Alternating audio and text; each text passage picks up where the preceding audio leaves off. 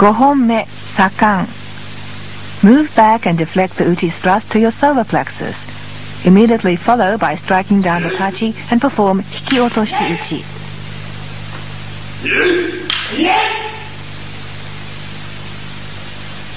The shi turns his body halfway to the side and raises the jaw in an upward sweep. Notice the position of the fists as he turns.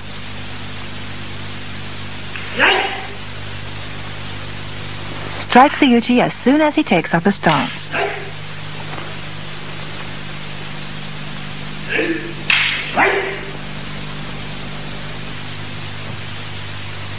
Let's review that action.